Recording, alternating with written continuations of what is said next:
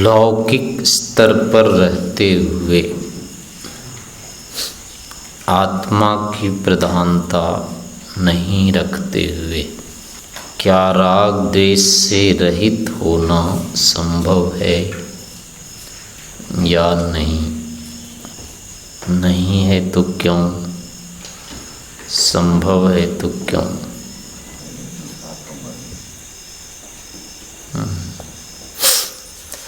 तो इसको इस प्रकार से जानना समझना चाहिए कि शरीर के स्तर पर जो होते हैं सब कुछ, यानी शरीर को मानना, तो इसमें राग द्वेष इसलिए नहीं जाएगा कि शरीर के जो आधार हैं, भोजन अन्न वस्त्र आदि, अथवा जिनके आश्रय से शरीर जीवित रह पाता है, जिनके बिना नहीं रहता है, उनके साथ इस क्या होगा, शरीर का अनिवार्य संबंध रहेगा। उसकी उपेक्षा की नहीं जा सकती है। यदि उसका संबंध तोड़ा या उपेक्षा की तो शरीर नहीं रहेगा, इसका अस्तित्व समाप्त होता है। तो शरीर को यदि रखना है तो शरीर के साधन फिर चाहिए ही चाहिए। तो इसलिए शरीर को रखना है तो उसके साधनों के साथ संबंध अनिवार्य रहेगा। और इसके विपरीत जो शरीर के अब असाधन हैं, विरोधी हैं, उसको यदि साथ रहने देंगे तो वो भी शरीर को नहीं रहने देगा। इसलिए उसको अलग भी रखना ही पड़ेगा। तो ऐसी स्थिति में अब क्या होगा, जो साधन है उसके प्रति संबंध की अनिवार्यता के कारण राग होगा, उसको नहीं छोड़ा जा सकता है। यानी किसी को नहीं छोड़ पाना, अनिवार्य रूप से जोड़े रखना, ये राग होता है। और बिल्कुल नहीं चाहना उसको दूर करने के लिए तत्पर रहना, पर वो होता नहीं है, तो उसको द्वेष कहते हैं।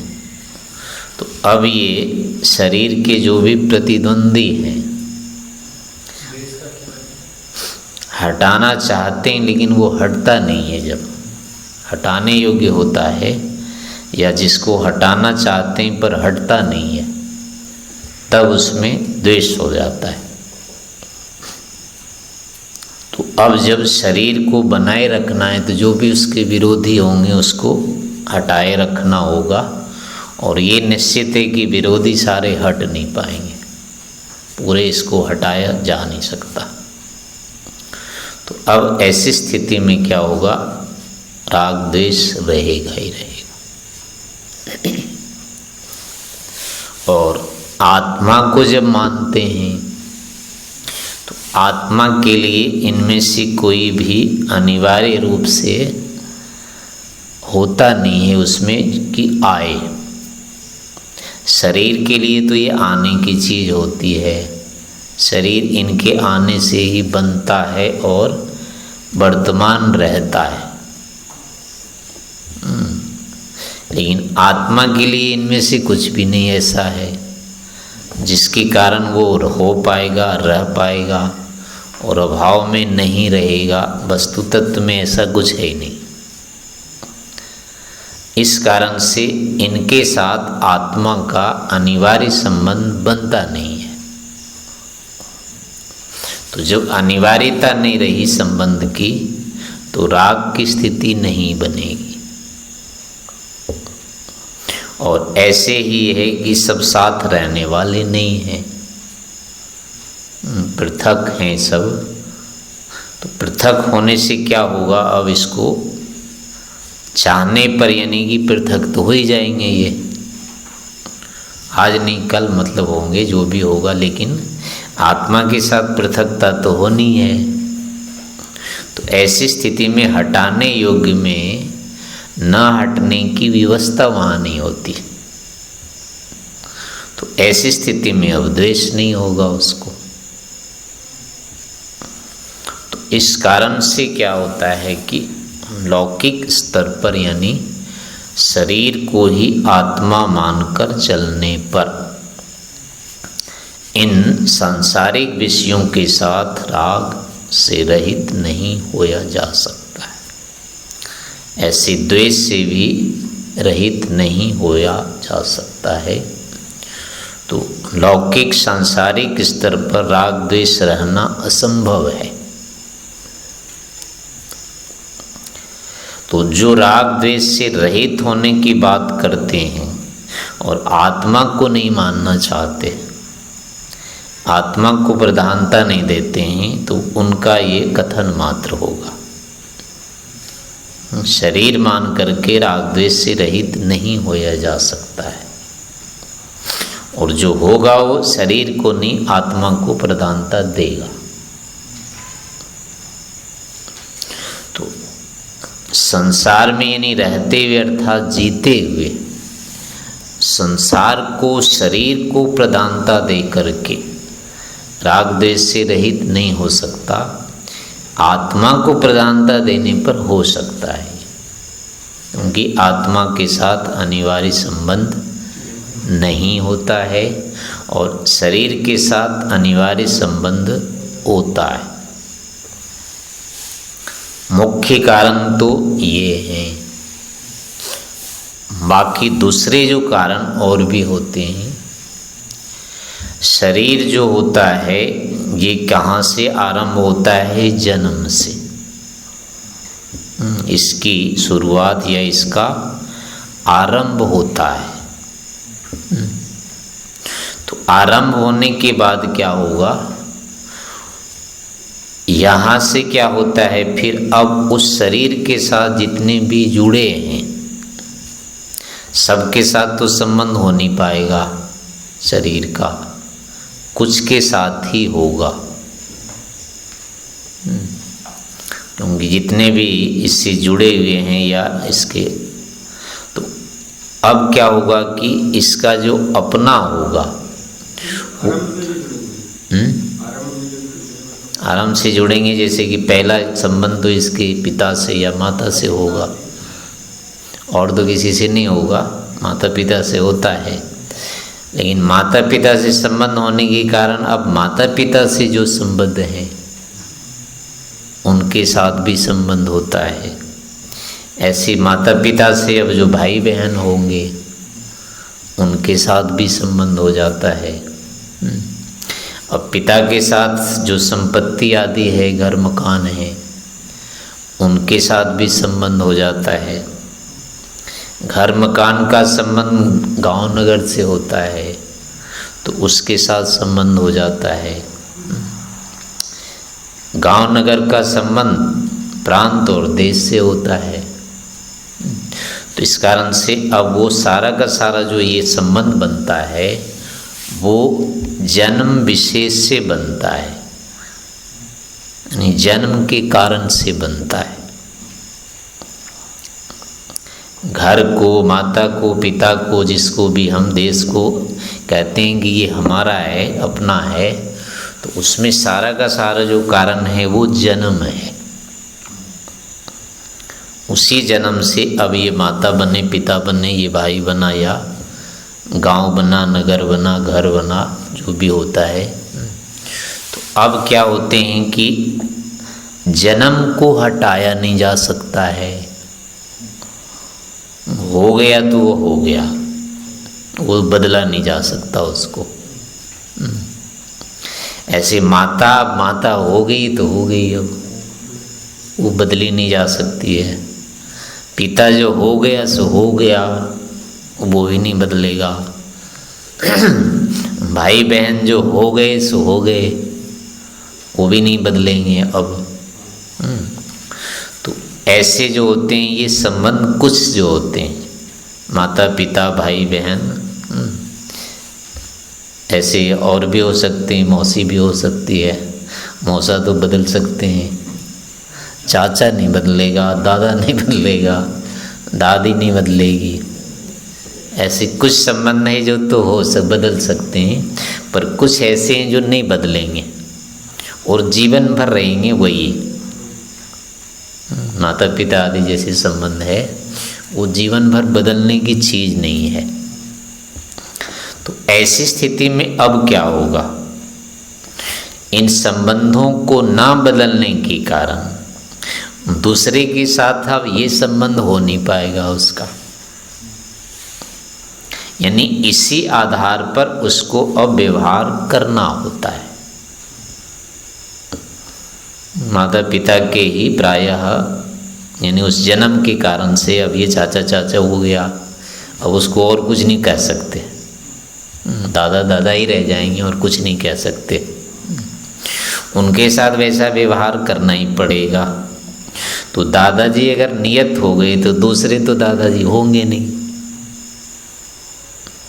चाचा जी नियत हो गए तो दूसरे तो चाचा होंगे नहीं, हो पिता हो गए तो दूसरा पिता होगा नहीं। तो अब क्या होता है, इनके साथ व्यवहार भी नियत हो जाता है, यानी सीमित हो जाता है।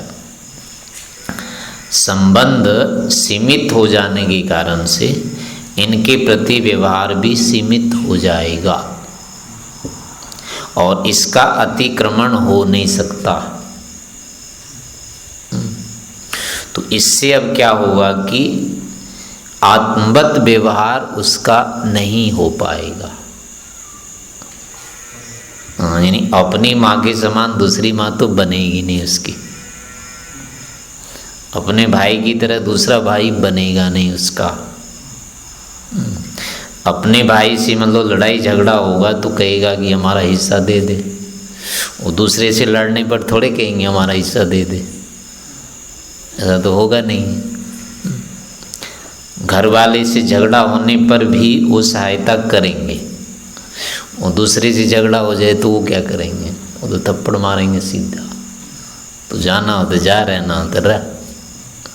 तो इस कारण से दोनों के साथ समान व्यवहार हो नहीं सकेगा। तो ऐसी स्थिति में क्या होता है, फिर अब उसको अपना यानी व्यवहार साधन आदि सब सीमित हो जाते हैं, उसके व्यापक नहीं हो सकते। सबसे तो ले नहीं सकता, धन संपत्ति जो भी है पिता से तो वो ले सकता है, दूसरे से तो ले नहीं सकता। वो उसको नहीं कहेगा तू दे दे, अपना घर खाली है तो। पिता का घर खाली नहीं रहे तो भी कहेगा कि हमको तो दो, लेकिन पड़ोसी का घर खाली है थोड़ी कहेगा कि ये दे दे मुझे। वो ना तो देगा ना उससे लिया नहीं जा सकता। उसका बेटा होते तो ले लेते, उसका बेटा तो हो नहीं सकते। अब तो अब क्या होगा कि जहाँ जिस स्थिति में हम जन्म गए उसको बदल नहीं सकते और दूसरे के साथ संबंध बनेगा नहीं वो, इसलिए दूसरे से वो चीज़ अब ले नहीं सकते। तो अब इसमें क्या होता है, अपने माता पिता ये जो भी होता है इनके पास चीज़ें तो सीमित ही होती है, बहुत तो होती नहीं है, और दूसरे से अब ले नहीं सकते उस आधार पर। माता पिता की संपत्ति तो उपहार में मिल जाते हैं, दूसरे तो बिना कमाए देगा, नौकरी करनी पड़ेगी, जो भी होगा बदले में देना होगा, फिर देगा, वो ऐसे तो देगा नहीं। इसलिए समान तो स्थिति बनेगी नहीं वहाँ पर। तो इस कारण से क्या होता है, जन्म के कारण से संबंध सुनिश्चित हो जाते हैं, सीमित हो जाते हैं। संबंध के कारण से फिर क्या होता है, अधिकार भी सीमित हो जाते हैं। अधिकार के कारण से अब कर्तव्य भी इसके सीमित हो जाते हैं। अब जो अपने संबंधी हैं उनके साथ अनिवार्य संबंध होने के कारण उनके प्रति सहयोग भी अनिवार्य हो जाता है। घर वाले को छोड़ करके दूसरे घर वाले का तो काम कर नहीं सकते, दूसरे की सहायता नहीं कर सकते। अपने घर वाले भूखे मरे या छोड़ करेंगे वो तो लट मारेंगे, फिर या तो निकाल देंगे फिर। और निकाल देंगे तो दूसरा माँ बाप की तरह तो अपनाएगा नहीं, वो उतने दिन रखेगा जितने काम करने लायक हो। तो वो वाली स्थिति तो आएगी नहीं, भले ही दूसरे के यहाँ चले जाएं, लेकिन घर जैसा तो होगा नहीं। तो इससे क्या होता है कि घर के साथ साथ जन्म के साथ अब इसके अधिकार भी सीमित हो जाते हैं,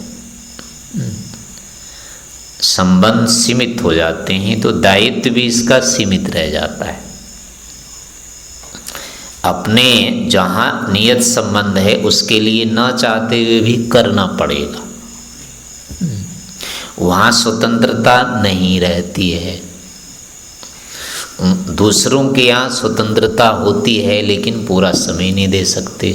अगर दूसरे के लिए समय देने लगे तो यहाँ नहीं होगा, अपने में नहीं होगा, अपने घर वालों के साथ नहीं हो पाएगा।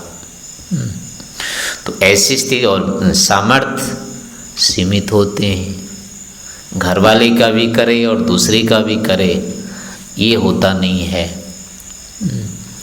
जो समाज सेवक होते हैं वो घर का नहीं करते, फिर बाहर का यदि वो करने लगता है तो घर का नहीं होता है, और इसलिए जो घर में करता है वो बाहर नहीं कर पाता है। ये दोनों जगह बराबर रूप से कर ले वो नहीं हो सकता। और एक जगह व्यक्ति अगर है जुड़ा हुआ तो दूसरे का उस पर उतना विश्वास भी नहीं होगा, क्योंकि जिसके साथ अनिवार्य संबंध है वो तो विश्वसनीय होगा, वो तो करेगा विश्वास। जिसके साथ संबंध ही नहीं वो विश्वास किस आधार पर करेगा। पड़ोस वाला ये तो नहीं कह सकता है कि ये तो आएगा ही हमारे पास, घर में आएगा, वो ऐसा विश्वास नहीं कर सकता। घर वाले को तो रहता है कि अब तो क्यों नहीं आया, उनको रहता है कि आएगा ही आएगा, लेकिन पड़ोस वाला तो ऐसा नहीं मान सकता है कि आएगा ही आएगा।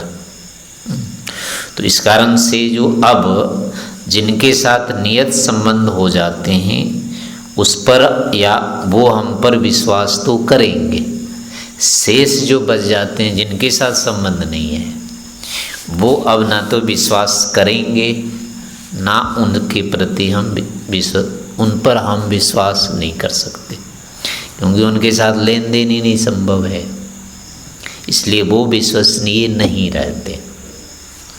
तो ऐसी स्थिति में क्या होती है, अब व्यवस्था होती है कि जहाँ जिससे जुड़ गए अब उसी के साथ मरना जीना हो जाता है। तो अब उसकी हानि नहीं देख सकते, उसकी ही वृद्धि देखनी होगी, उसकी हानि नहीं देख सकते। उसके लिए अनिवार्य रूप से करना पड़ेगा। दूसरे के लिए अनिवार्यता रखेंगे तो अपना जाएगा, विरोधाभास हो जाएगा। वो कहेंगे खिलाया हमने और देख कर रहा है उसका। तो अब या तो वो ताने मारेंगे और दुखी होंगे, नहीं तो अब देख देख करके तो चल नहीं सकता। तो ऐसी स्थिति में फिर क्या होता है, व्यक्ति को विवश होकर के अब अपने लिए करना होता है, और जब अपना करने लगता है तो वो तो पूरा होता नहीं है, फिर दूसरे की हानि करनी पड़ती है। दूसरे को समय दे दिया कि ठीक है आपका काम कर दूंगा, लेकिन अपना काम आ गया तो अब क्या करेगा, अपना करेगा दूसरे का छोड़ेगा। जब दूसरे का छोड़ेगा तो अब क्या होगा, फिर दूसरे विश्वास नहीं करेंगे, आशा दूसरे की टूट जाएगी, दूसरे की आशा टूटेगी तो सहयोग नहीं करेगा वो। तो सहयोग जब बाहर वाला नहीं करेगा तो अपने वाले में फिर उसको खड़ा होना पड़ेगा, साथ रहना पड़ेगा। तो अब क्या होगा कि इसकी रक्षा उसके लिए अनिवार्य हो जाएगी। इसकी रक्षा करेगा तो दूसरे की हानि भी सोचेगा वो, क्योंकि इसकी पूरी पूरी वो कर नहीं सकता। कितना भी किसी के लिए कोई व्यक्ति करे, जान भी दे दे, तो भी उसके लिए वो पर्याप्त तो होता नहीं है, कम ही रहता है। तो एक व्यक्ति की इच्छा या आवश्यकता पूरी होती नहीं है, दूसरे के पास वैसी कम होती है।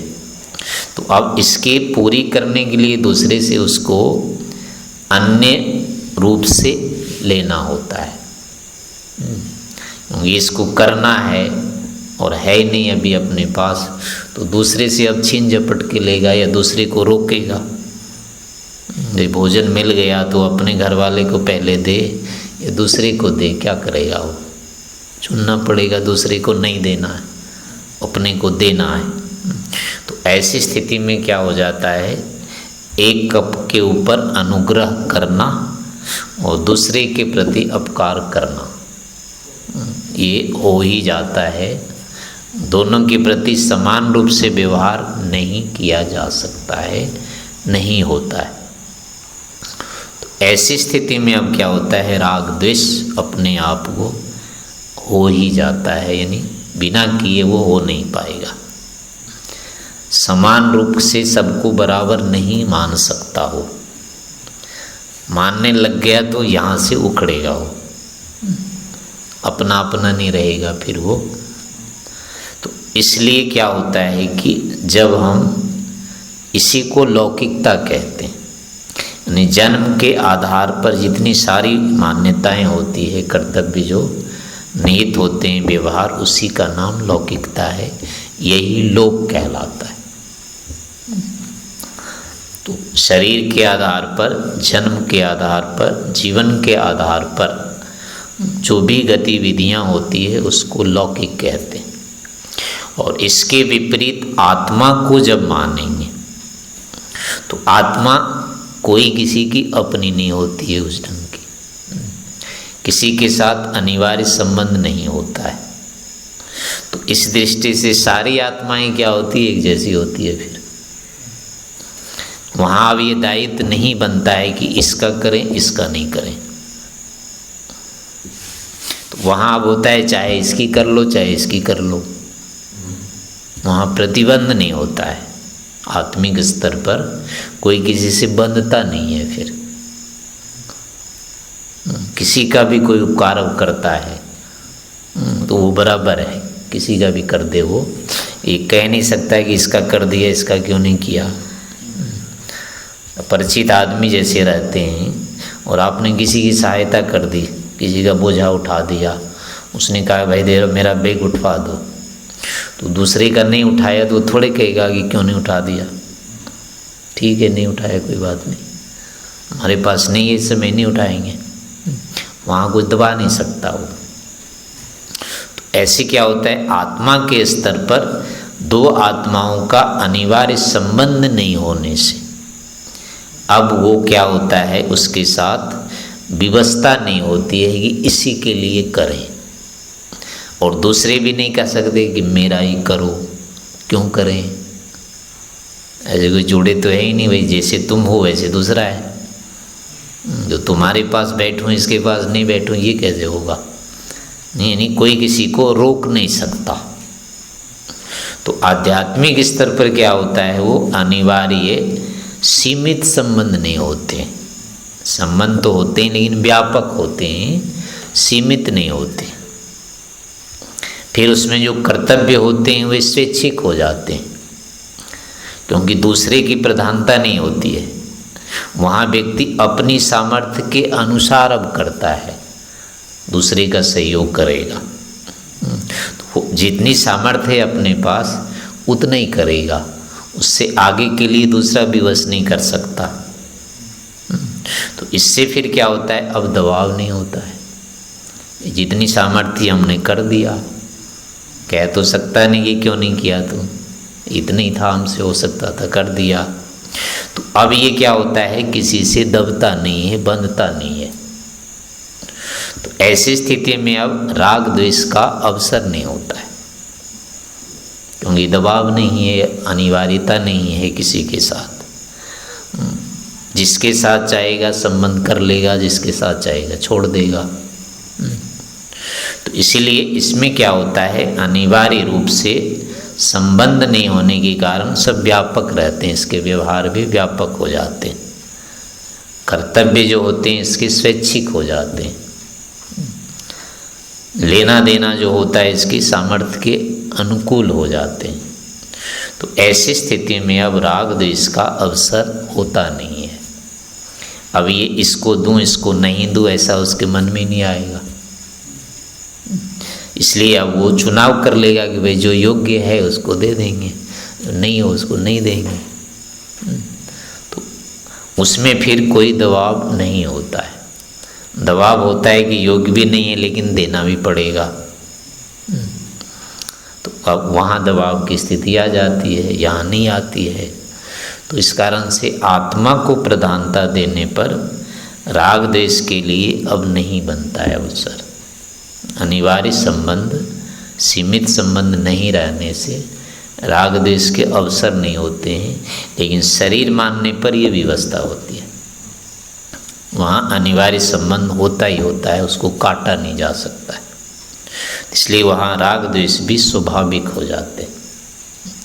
तो इस दृष्टि से चूँकि सभी आत्माएं हैं, शरीर नहीं है, शरीर आदि लौकिक संबंध ये नैमित्तिक हैं, स्वाभाविक नहीं है, इसलिए निमित्त की अपेक्षा स्वाभाविक प्रधान होता है।